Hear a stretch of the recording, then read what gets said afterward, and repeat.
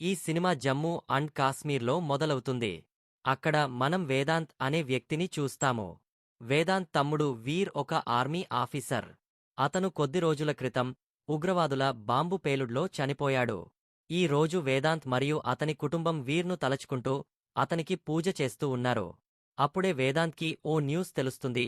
అది వీర్ను చంపిన ఉగ్రవాదులను ఆర్మీ చంపేసిందని. ఇది విన్న వీర్ అండ్ అతని అన్నయ్య కోపంతో ఆ ప్లేస్కి వెళ్తారు. వారు తమ తమ్ముడు వీర్ చనిపోవడానికి కారణమైన ఉగ్రవాదుల ముఖాలను చూస్తారు. ఇక అప్పుడే వారికి మరొక శవం దొరికిందని ఆర్మీ వాళ్లు చెప్తారు. ఇక వేదాంత్ అటు సైడ్ వెళ్తూ ఉండగా సీన్ కట్ అవుతుంది. దాదాపు 8 సంవత్సరాల తరువాత మనం వేదాంత్ను చూస్తాము. అతను ఇప్పుడు ఓ ఫేమస్ న్యూస్ రిపోర్టర్ అయిపోయాడు. వేదాంత్ ఇప్పుడు తన ఫ్రెండ్ అండ్ కెమెరామెన్ అయినటువంటి రఫీక్తో కలిసి కొందరు ఉగ్రవాదులను ఇంటర్వ్యూ చేయడానికి వెళ్తూ ఉన్నాడు.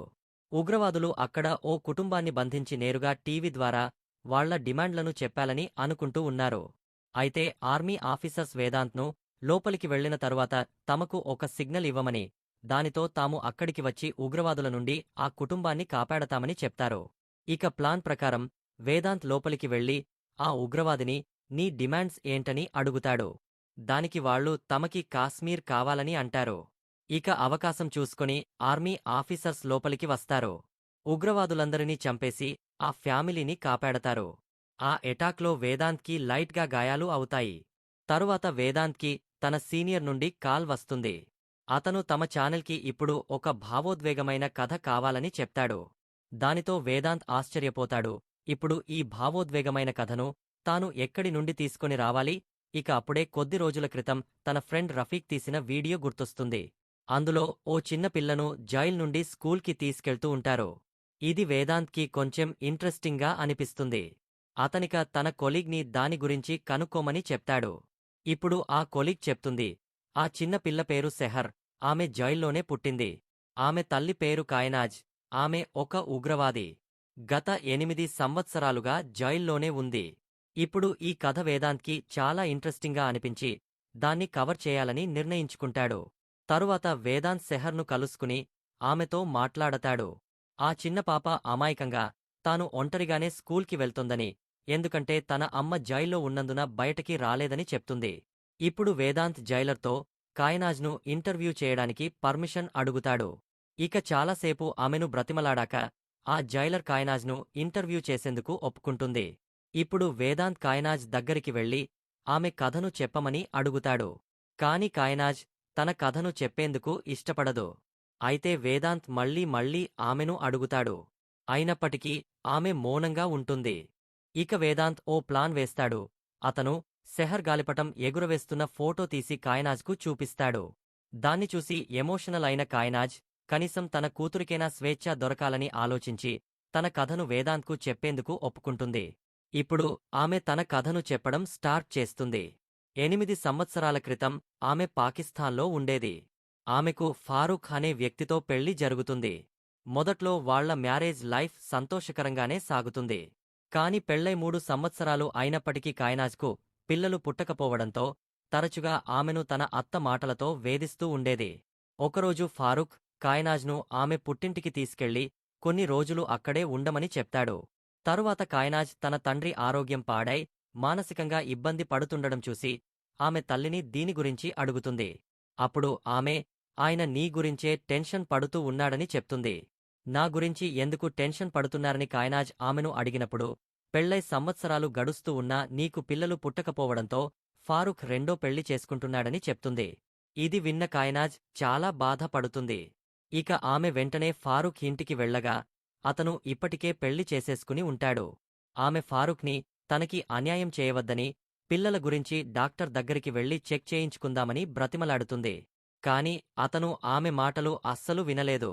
ఇక కాయనాజ్ మానసికంగా పూర్తిగా విరిగిపోయి తాను ఇక ఫారూక్తో కలిసి జీవించలేను, అలా అని పుట్టింటికి తిరిగి వెళ్లి నా తల్లిదండ్రులకు భారం కాలేనని భావించి పాకిస్తాన్లోని బందోరి అనే నదిలో దూకి సూసైడ్ చేసుకుంటుంది. అయితే విధి కూడా ఆమె చావును రిజెక్ట్ చేసింది.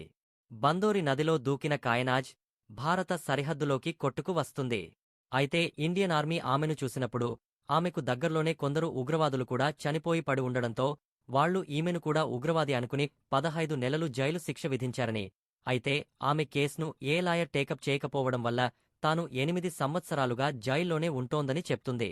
ఇప్పుడు వేదాంత్ కాయనాజ్ను బాధపడొద్దని, ఆమెను ఎలాగైనా ఈ జైల్ నుండి బయటకి తీసుకొచ్చి తమ దేశానికి పంపిస్తానని ధైర్యం చెప్తాడు. తరువాత ఇంటర్వ్యూని టెలికాస్ట్ చేస్తారు. అయితే ఆ ఇంటర్వ్యూ అతని సీనియర్స్కి నచ్చదు. వారు అతనిపై కొప్పడతారు. వేదాంత్ ఇంట్లో వాళ్లు కూడా అతనిపై కోపంగా ఉంటారు. ఎందుకంటే తమ కొడుకు వీర్ పాకిస్తానీ ఉగ్రవాదుల చేతిలో చనిపోయాడు. అయితే మరో కొడుకు అదే పాకిస్తానికి హెల్ప్ చేయడానికి ట్రై చేస్తూ ఉన్నాడు. ఇప్పుడు వేదాంత్ కాయనాజ్ కేస్ వాదించేందుకు చాలామంది లాయర్స్ను కలుస్తాడు. కాని ఎవరు కూడా ఆమె కేస్ను టేకప్ చేయడానికి రెడీగా లేరు. దానితో కాయనాజ్ తరపున తానే కేస్ వాదించాలని డిసైడ్ అవుతాడు. ఇక్కడే మనకు తెలుస్తుంది, వేదాంత్ రిపోర్టర్ అవ్వడానికంటే ముందు తాను ఒక లాయరని. ఇక అతను కేస్ టేకప్ చేయడానికి కావాల్సిన డాక్యుమెంట్స్ అన్నింటినీ రెడీ చేసుకుని మళ్లీ కాయనాజ్ దగ్గరికి వెళ్లి ఇప్పుడు ఏ నిజాన్ని దాచిపెట్టకుండా ఏం జరిగిందో మొత్తం చెప్పమని అడుగుతాడు. ఇప్పుడు కాయనాజ్ తాను నదిలోకి దూకేటప్పుడు తాను గర్భవతని తనకు తెలియదని, ఈ జైల్లోకి వచ్చాకే తనకు తెలిసిందని, ఇక్కడే సెహర్ పుట్టిందని చెప్తుంది. కాయనాజ్ కేస్పై పూర్తిగా కాన్సంట్రేట్ చేసేందుకు వేదాంత్ తన జాబ్ను కూడా వదిలేస్తాడు. ఇక కాయనాజ్ ఇంటర్వ్యూని మళ్లీ చూస్తూ ఉంటాడు. ఆ సమయంలో అతనికి ఆమె సెహర్ గురించి ఎందుకో అబద్ధం చెప్తున్నట్లు అనిపిస్తుంది. సో అతను మళ్లీ డాక్యుమెంట్స్ అన్నింటినీ చెక్ చేస్తాడు. తరువాత మళ్లీ కాయనాజ్ దగ్గరికి వెళ్లి సెహర్ గురించి నిజం చెప్పమని అడుగుతాడు. అయితే కాయనాజ్ మౌనంగా ఉంటుంది. దానితో వేదాంత్, నువ్వు నదిలో దూకేటప్పుడు గర్భవతిగా ఉండి ఉంటే 10 నెలల తరువాత సెహర్ ఎలా పుట్టిందని ఆమెను అడుగుతాడు. దానితో ఇప్పుడు కాయనాజ్ 8 ఏళ్లుగా తనలోనే దాచుకున్న నిజాన్ని బయటపెడుతుంది. ఆమె జైల్కి వచ్చినప్పుడు తాను ఒంటరిగా, భయంతో ఉండేది. తన ఇంటికి తన సిచ్యువేషన్ గురించి తెలియజేయడానికి లెటర్స్ పంపేందుకు జైలర్ను అడిగితే ఆమె అస్సలు పట్టించుకోదు. అయితే అక్కడే ఉండే మహమ్మద్ అనే ఓ ఆఫీసర్ ఆమెకు హెల్ప్ చేయడం స్టార్ట్ చేస్తాడు. ఎప్పటికప్పుడు ఆమెకు మంచి ఫుడ్, బట్టలు తీసుకొచ్చేవాడు. దీనితో వారిద్దరి మధ్య ఫ్రెండ్షిప్ ఏర్పడుతుంది.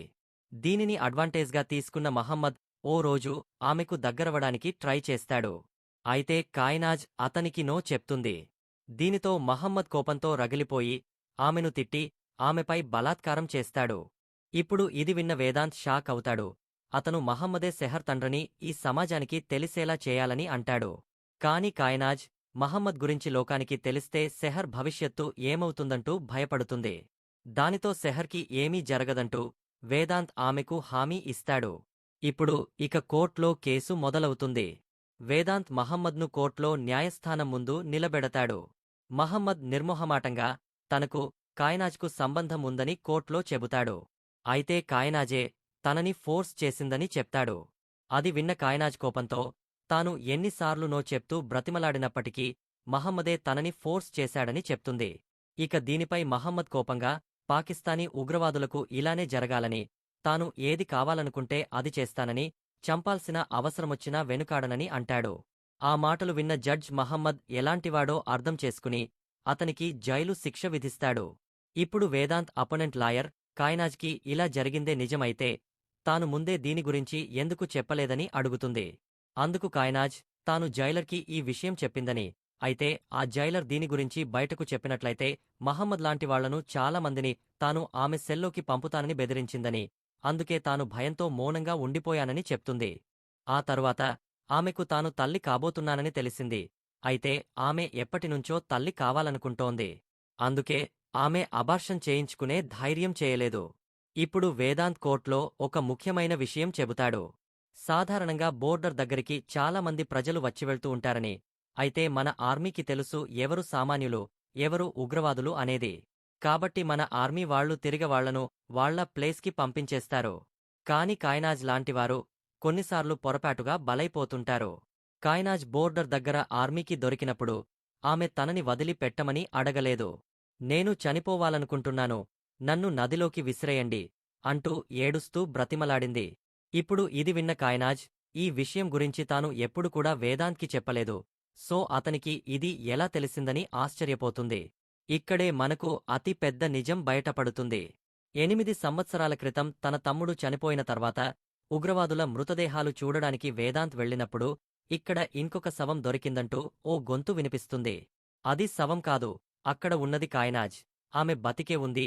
ఆర్మీ వాళ్ళు ఆమె ఉగ్రవాదిలా లేదని, ఆమె ఓ సామాన్య మహిళ అయివుండొచ్చని అనుకుంటారు.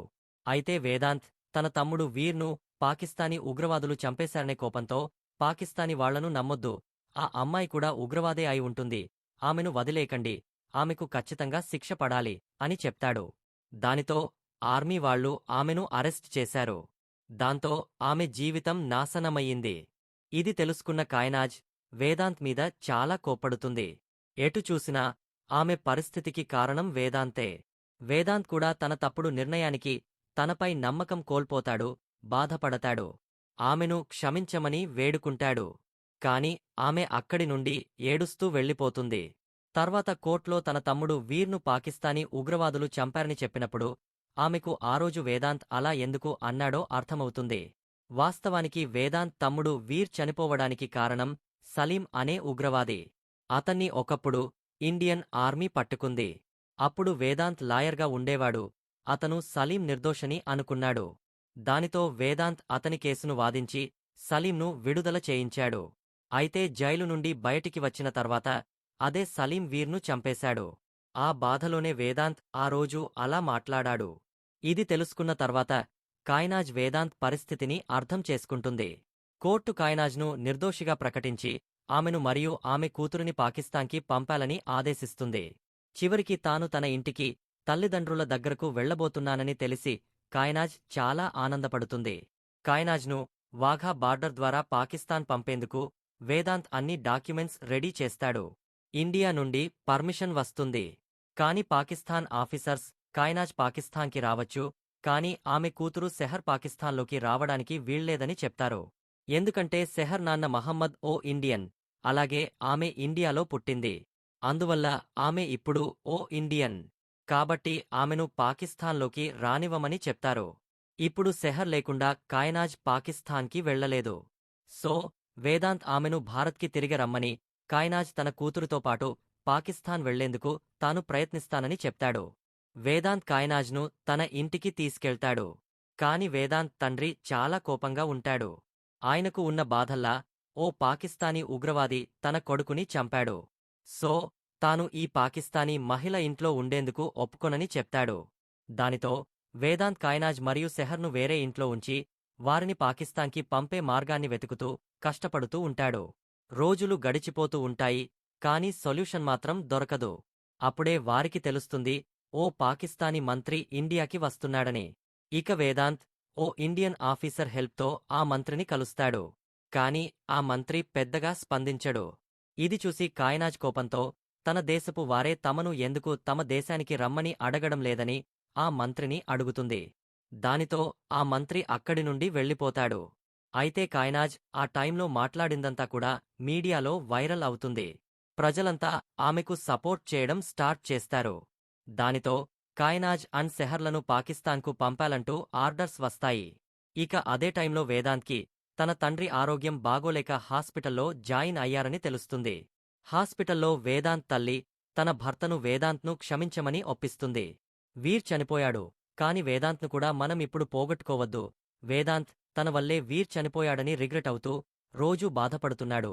కనీసం ఇప్పుడైనా వేదాంత్ను క్షమించండి అంటూ రిక్వెస్ట్ చేస్తుంది. ఇది విన్న వేదాంత్ తండ్రికి తాను తప్పు చేస్తున్నాడని తెలుస్తుంది. ఇక అతను వేదాంత్తో ఫ్రెండ్లీగా మాట్లాడి కాయ్నాజ్ అండ్ సెహర్ను ఇంటికి తీసుకురమ్మని చెబుతాడు. వేదాంత్ వారిని తన ఇంటికి తీసుకువస్తాడు. అక్కడ వేదాంత్ తండ్రి ఇలా చెప్తాడు, మొదట్లో నాకు కాయ్నాజ్ మీద కోపంగా ఉండేది. ఎందుకంటే నేను ఆమె కూడా సలీం లాంటిదే అని అనుకున్నాను. కాని ఇప్పుడు నాకు అర్థమైంది, ప్రతి పాకిస్తానీ ఉగ్రవాది కాదు. కొంతమంది ఉగ్రవాదుల వల్లే మొత్తం దేశం ఇలా అపఖ్యాతికి లోనవుతుంది అని చెప్తాడు. అతను కాయ్నాజ్ను ఆమె ఎప్పటివరకైనా తమ ఇంట్లో ఉండొచ్చని చెబుతాడు. అప్పుడే వేదాంత్కి కాయ్నాజ్ అండ్ సెహర్కి పాకిస్తాన్ వెళ్లేందుకు పర్మిషన్ వచ్చిందని తెలుస్తుంది. ఇది విని వేదాంత్ సంతోషిస్తాడు. అదే టైంలో బాధపడతాడు కూడా. ఎందుకంటే ఈ మధ్యకాలంలో కాయ్నాజ్ అండ్ వేదాంత్ ఇద్దరూ ఒకరినొకరు ఇష్టపడటం స్టార్ట్ చేశారు. కాని కాయ్నాజ్కి తెలుసు తాను తన దేశానికి తిరిగి వెళ్లాలని, వారిద్దరూ ఇక్కడ కలిసి ఉండటం సాధ్యమయ్యే విషయం కాదని. ఆమె వేదాంత్ను చూసి, మనం ఇద్దరం కలిసి గడిపిన క్షణాలు ఎప్పటికీ గుర్తుంటాయి. నేను ఆకాశంలో ఎగిరే పక్షిని, నీవు సముద్రంలో ఈదే చేపవు. మన ప్రపంచాలు వేరే, మనం కలిసి ఉండలేం, కాని మన ప్రేమ మనతో ఎప్పటికీ ఉంటుంది అని అంటుంది. తరువాతి రోజు వేదాంత్ వారిని పాకిస్తాన్కి పంపేందుకు బార్డర్ దగ్గరికి తీసుకెళ్తాడు. అతను సెహర్కు, నీవు ఎప్పుడైనా భారత్ రావాలనుకుంటే వచ్చేయచ్చు అని చెప్తాడు. చివరికి సెహర్ అండ్ కాయనాజ్ పాకిస్తాన్కి వెళ్ళిపోతారు. అక్కడ కాయనాజ్ తన తల్లిని కలుస్తుంది. తన తండ్రి చనిపోయారని తెలుసుకుంటుంది. ఇలా సాడ్గా ఈ సినిమా ఎండ్ అవుతుంది.